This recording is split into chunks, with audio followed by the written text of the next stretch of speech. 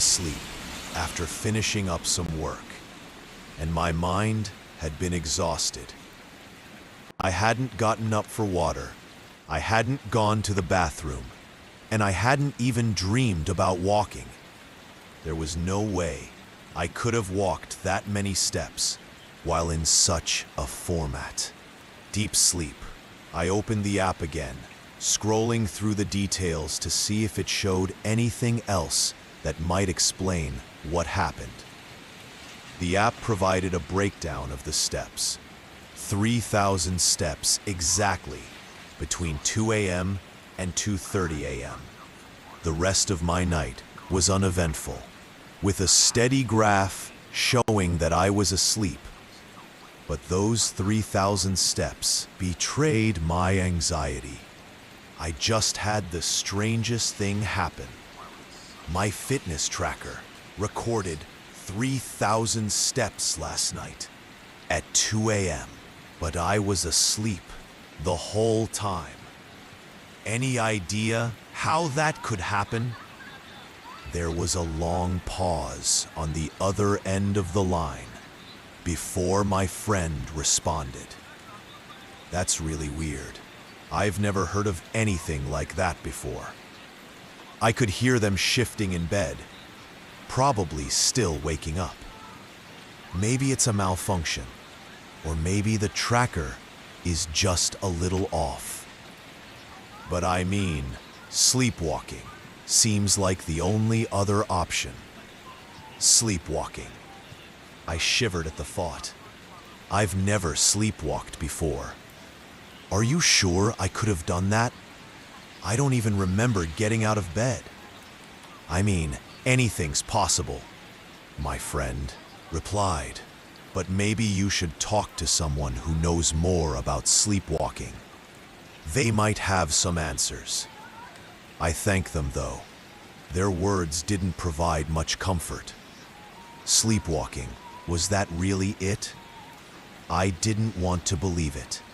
But I tried to push it out of my head, telling myself that it had to be some kind of glitch in the tracker. But every time I checked the app and saw those 3,000 steps listed, I felt that sense of unease creep back in. I decided to go about my day as usual, but the thought of sleepwalking stayed with me. I tried to keep busy, work on some tasks, and distract myself from the nagging feeling. But in the back of my mind, I couldn't shake the feeling that something wasn't right. When evening came, I found myself glancing nervously at my fitness tracker. Every time I moved, or would, it happen again tonight. What if it wasn't a mistake this time? What if the steps were real that night as I lay in bed? The thought of sleepwalking was almost overwhelming. I tried to convince myself that I would be fine, that it was just a one-off incident. But I couldn't help but feel a strange sense of dread as I drifted off to sleep. I made a mental note to keep the tracker on my wrist and pay close attention to it. If anything happened the next morning, I woke up again, groggy from a restless sleep. I checked my phone, as I always did, and once again, I opened the Fit Tracker app. My heart sank. There once again were 3,000 steps recorded. But this time, they were at 3 a.m. How was this possible? I had been in bed all night, and there was no way I could have walked that many steps in my sleep. This time, there was no denying it. Something strange was happening. I had to get to the bottom of it. I began to wonder if I was being followed or watched somehow, or if someone had figured out a way to hack my tracker. I searched online for any possible explanations, but everything seemed to lead back to sleepwalking. It didn't make sense, though. I wasn't a sleepwalker. At least I never had been before. It wasn't until a few weeks later that I finally got the answer I had been searching for. I had an appointment, things to do. The train car was packed, and I stood near the door, holding on to the pole to keep my balance. The rhythm of the train, moving along the track, seemed to match the beat of my thoughts, until something broke my focus. A stranger, a man sitting just a few feet away, looked up from his phone and locked eyes with me. I tried to look away quickly, but his gaze held me in place. Something about it, feeling unnervingly intense. I could tell he wasn't the type to make eye contact for long, let alone say anything. But then, just as the train slowed, and the screech of the brakes filled the building, he leaned slightly forward and whispered, "You should have stayed home." The words hit me like a cold, old wave, and I blinked, unsure if I had hurt him. Hurriedly, I glanced around, looking for any sign that this was a joke, or that the man had spoken to someone else. The rest of the passengers seemed oblivious, lost in their own worlds. Some reading, others, why would a complete stranger say something like that to me? The thought of staying home lingered in my mind, but there was no clear reason for me to do so. I had planned my day, and I couldn't back out now. The train eventually reached my stop, and I stepped off, my legs feeling a little more heavy than usual. I had always prided myself on being someone who didn't let small things get to them, someone who could brush off odd comments or strange encounters. But this felt different.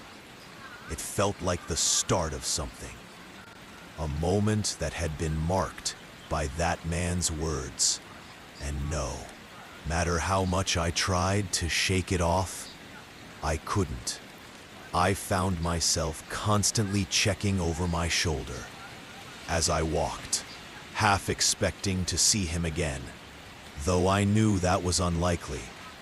The rest of my morning passed in a blur of tasks, meetings, and phone calls.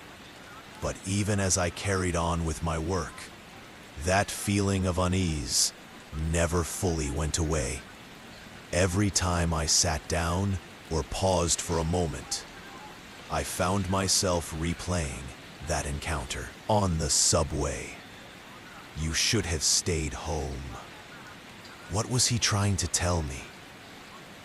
What was I supposed to have avoided by staying home? The questions piled up, but answers remained elusive. By the time the afternoon rolled around, I had started to feel the weight of it all.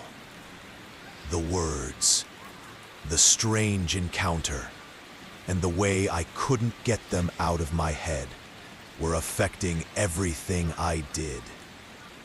I tried to go about my normal routine, but even the most mundane tasks felt off. It was like a distant fog that clouded my every thought. Something felt wrong, but I couldn't put my finger on it. As the day wore on, the world around me seemed to warp and twist, with every person and every situation becoming increasingly more alien. I went through the motions, but it felt like I was moving through someone else's life. not my own.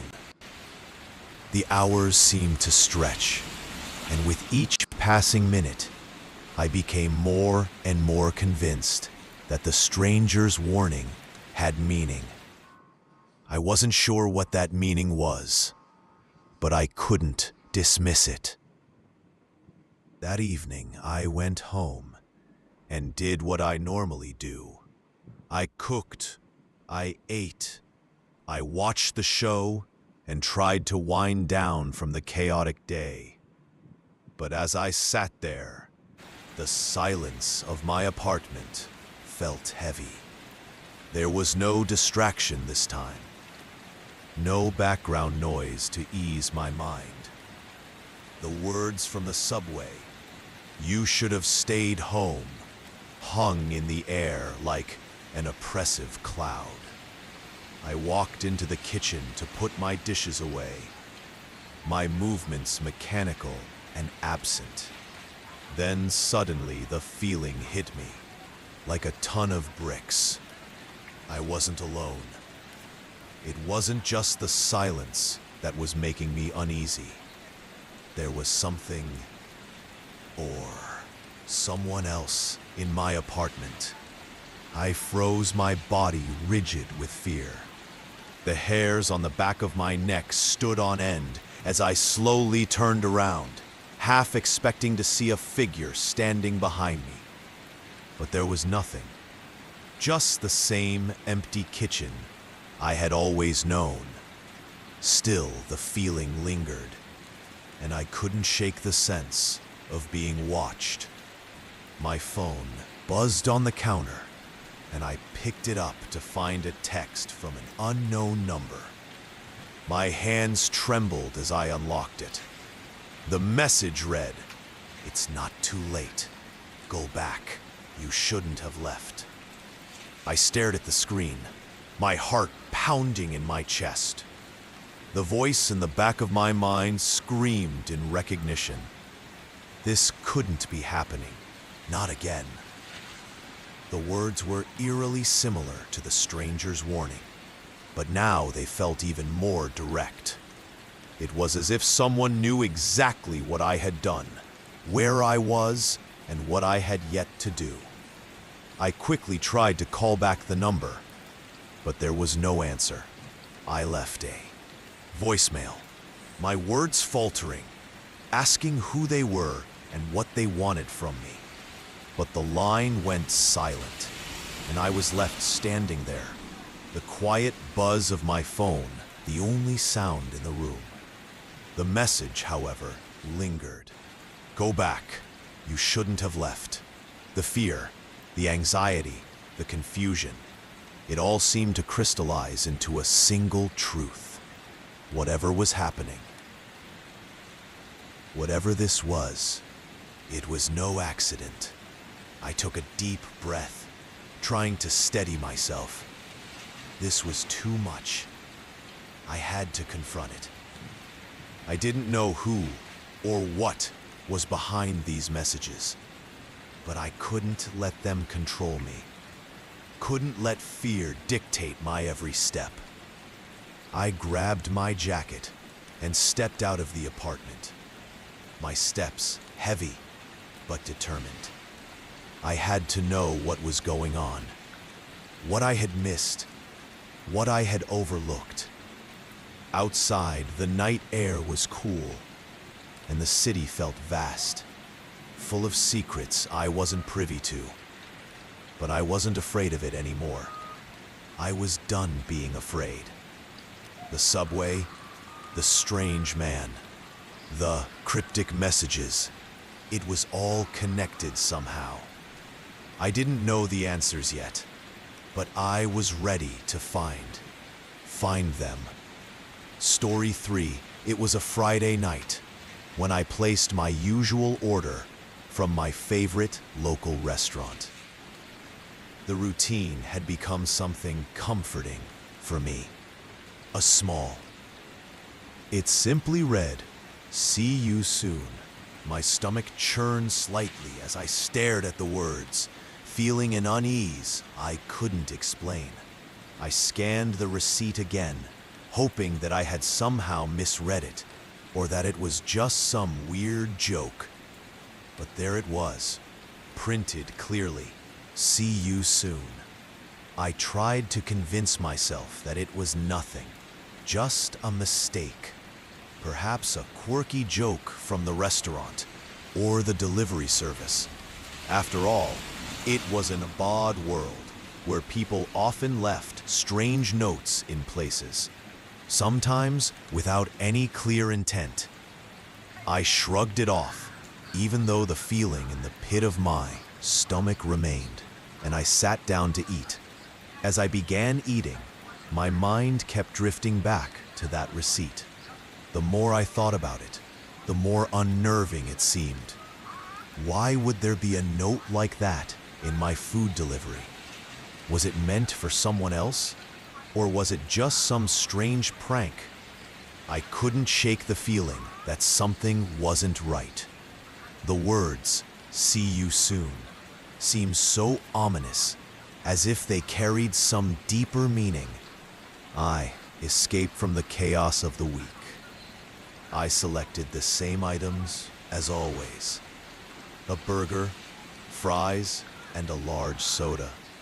As I sat on my couch, eagerly awaiting the delivery, I thought about the week's stress and how this small meal was going to be the highlight of my evening. The doorbell rang, signaling that the Uber Eats driver had arrived. I quickly got up, opened the door, and greeted the driver with a polite smile. He handed me the brown paper bag with my food. Just like every other delivery, there was nothing particularly unusual about it. Nothing to raise alarm. I thanked him and closed the door ready to settle down for a relaxing evening with my meal. When I opened the bag, I noticed something odd. Aside from my usual food items, there was an extra receipt tucked into the corner. At first, I thought it was just a mistake, maybe a receipt from another order that had been mixed up with mine. But when I picked it up and glanced at the paper, I immediately froze. The receipt didn't list any food items or prices. Couldn't grasp it. Wasn't like I had any enemies, or at least none that I knew of. I didn't live a life that would attract attention in that way. I wasn't involved in anything that could explain why someone would leave such a cryptic message. But even so, the thought lingered. I began to wonder if someone had somehow been watching me, if they knew my habits and routines. The paranoia set in, slowly creeping through my thoughts like a shadow. I kept glancing at the door, half expecting someone to knock again. As the evening went on, I tried to push the feeling out of my mind and enjoy my food. But no matter how hard I tried to focus on the TV show I had started, my thoughts kept circling back to the receipt. Was I just overreacting? Was I being paranoid? I looked around my apartment, checking that all the doors and windows were locked. Everything seemed fine, but the unease in my gut only seemed to grow stronger. Later that night, after I had finished eating, I decided to take a walk to clear my mind. It was a warm evening, the kind of night where the air felt heavy and still. I thought the walk would help calm my nerves and distract me from the odd delivery. As I walked around the neighborhood, I tried to focus on the familiar surroundings. The trees lining the streets, the soft glow of streetlights, the occasional car passing by. But as I made my way back home, I saw something that made my heart skip a beat. A car was parked in front of my apartment building. At first, I didn't think much of it. There were often cars parked around the area, and it was common for people to leave their vehicles in front of the building. But as I got closer, I realized that the car seemed to be empty, its engine off, and the windows tinted so dark that I couldn't see inside. It was one of those moments where something felt off, but I couldn't explain why. I quickly, the middle of something I didn't understand. Stand by the end of the week, the unease hadn't faded. In fact, it had only gotten worse. I started noticing small things that felt off. Footsteps outside my door when no one was there. Faint noises at night that I couldn't explain. And the persistent feeling that I was being watched. Every time I walked down the street, I half expected to see that same car park nearby. It felt like someone was always lurking in the background, waiting for something. But whenever I looked around, there was nothing there. The fear that something was coming, something I couldn't see or understand, had taken root deep inside me. Finally, after a restless week of trying to ignore the oddities, I decided to investigate further. I went back to the restaurant where I'd placed the order, hoping for some answers. I spoke to the manager, explaining what had happened, but he only looked at me with a puzzled expression. "I'm sorry," he said, "but I don't know anything about a note. We just fulfill the orders as they come in. I can assure you, no one here would have put anything strange in your bag." His words didn't provide any comfort, but they didn't entirely reassure me either. If the note didn't come from the restaurant, then where had it come from? Later that night, I checked my security camera footage, hoping to see something that would explain the events of the past week. To my surprise, I found nothing unusual. No strange figures, no cars parked outside, no one entering or leaving my apartment. It was as if the things that had been happening were never real, just figments of my imagination. But as I watched the footage, I couldn't shake the feeling that something was still off. It was as if the mystery had only deepened, leaving me with more questions than answers. The receipt was the words, "See you soon," still haunted me. The sense of being watched, the mysterious car, and the strange happenings had created a feeling of unease that I couldn't explain. I knew that something was out of place, but I didn't know what it was or who was behind it.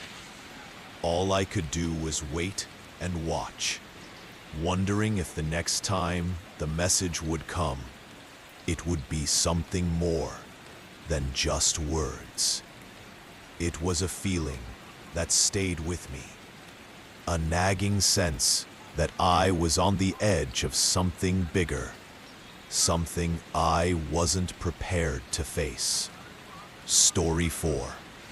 Or, I was sitting on the couch, scrolling through my phone, late one night when I received an alert from my smart home, Apith. The familiar ping echoed through the quiet room, but this one felt different. It was a notification about my front door. According to the app, my front door had been unlocked for 10 minutes at 3:47 a.m. My heart skipped a beat as I stared at the screen, unsure whether I had done something wrong or if someone else had been in my house. I quickly opened the app to check the history, but the information was clear and irrefutable. My door had been unlocked, and I had not been the one to do it. A wave of unease washed over me. I lived alone, so the idea of someone entering my home without my knowledge was terrifying. My eyes scanned the room, trying to make sense of the situation.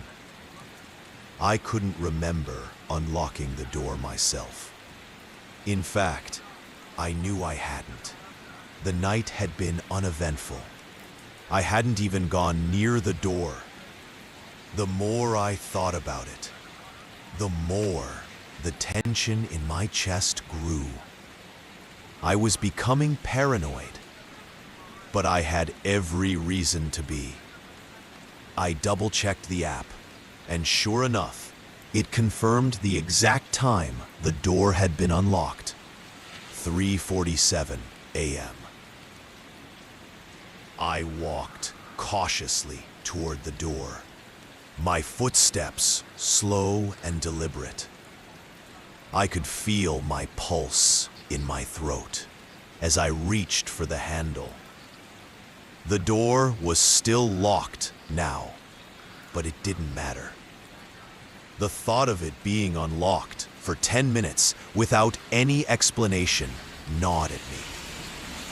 My mind raced through the possibilities. Maybe I had just forgotten to lock it after I returned from the store. But that didn't make sense. I was meticulous about locking the door, always checking it twice before I went to bed. And yet, here I was.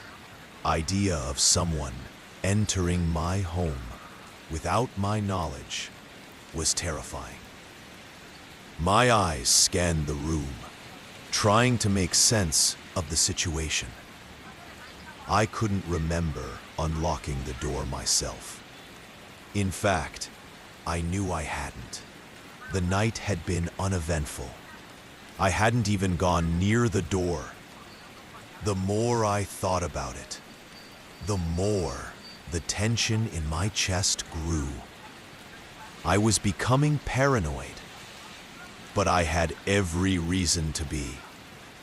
I double-checked the app, and sure enough, it confirmed the exact time the door had been unlocked. 3:47 a.m. I walked cautiously toward the door, my footsteps slow and deliberate. I could feel my pulse in my throat as I reached for the handle. The door was still locked now, but it didn't matter. The thought of it being unlocked for 10 minutes without any explanation gnawed at me. My mind raced through the possibilities. Maybe I had just forgotten to lock it after I returned from the store. But that didn't make sense.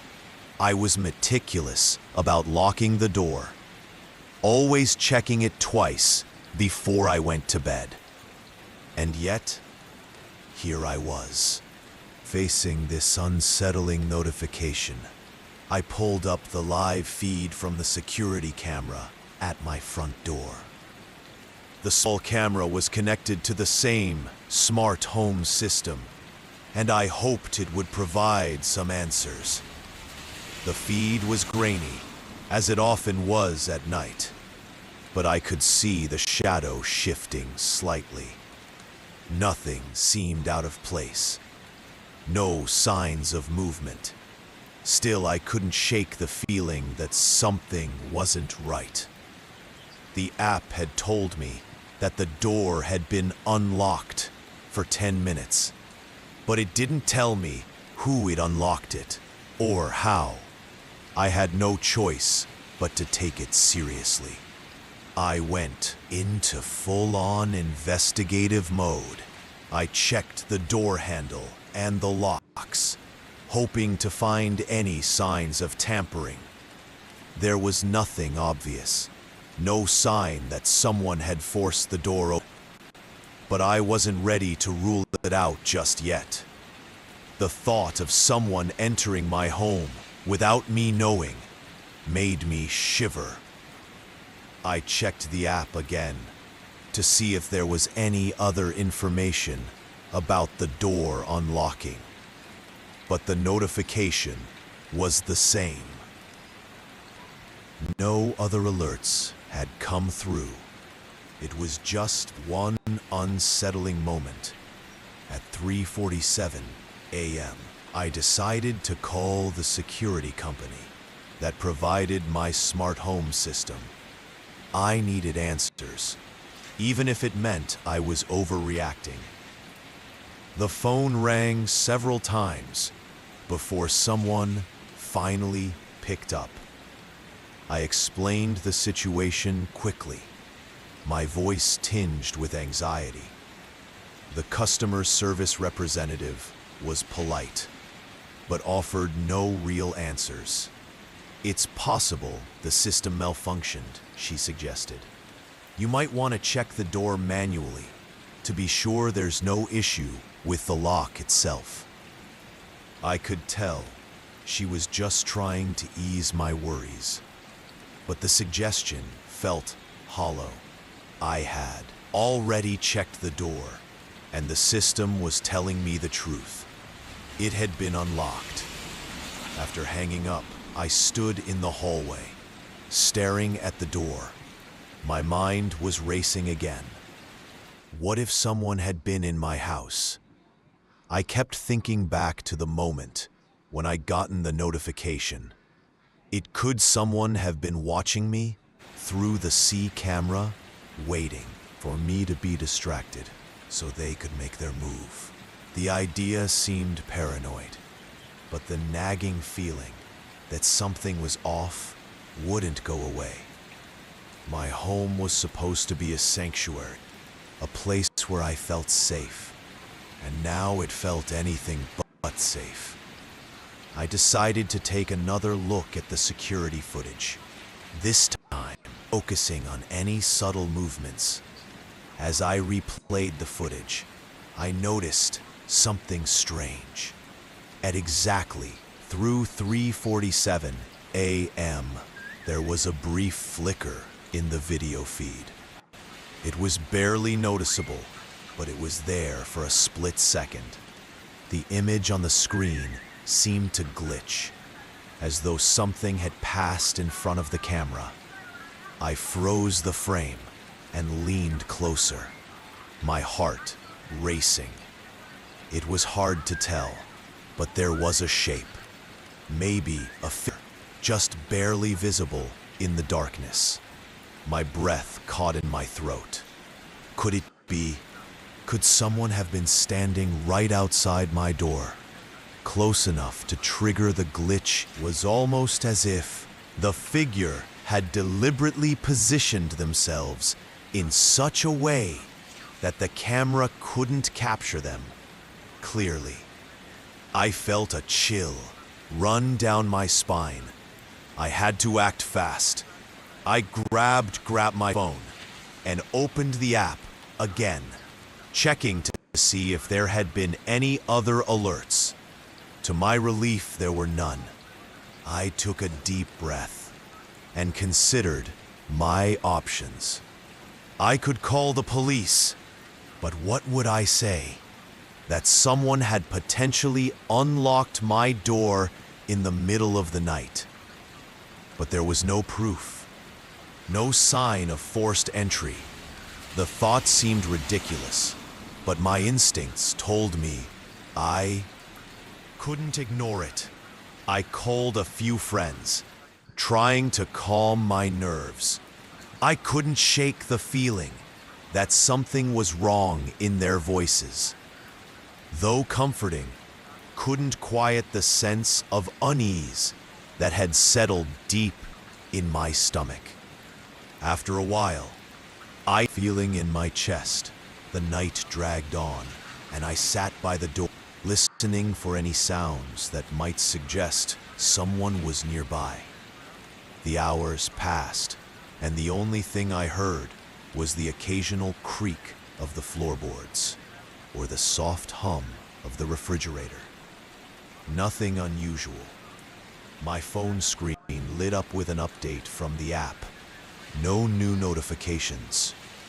I breathed a sigh of relief, but it was short-lived. The fear that had taken root in my mind wasn't easily shaken. As the night drew to a close, I checked the time. It was nearly 6 a.m. I hadn't heard a thing since 3:47 a.m., and the nagging feeling of dread had started to fade just slightly, but I knew I couldn't let my guard down. I needed to be more careful. The feeling that I wasn't alone in my home, even if I couldn't prove it, lingered like a shadow in the back of my mind. The next morning, I checked the front door again. The locks were still intact, and there were no signs of anything unusual. It was as though the night before had been a bad dream, but deep down, I knew it wasn't something had happened. Something I couldn't explain. I wasn't going to ignore it. I made the decision to install additional security measures. Cameras at different angles, motion sensors, an alarm system. Anything that could provide more security. I couldn't afford to be complete. Whatever had happened the night before, I wasn't taking any chances. My home, my sanctuary, had been violated in a way I could never fully understand. I continued to check the app for updates in the days that followed, but nothing else seemed out of the ordinary. The door remained locked, the alerts stopped, and the glitch in the camera feed was never repeated. Still, a part of me couldn't shake the feeling that someone had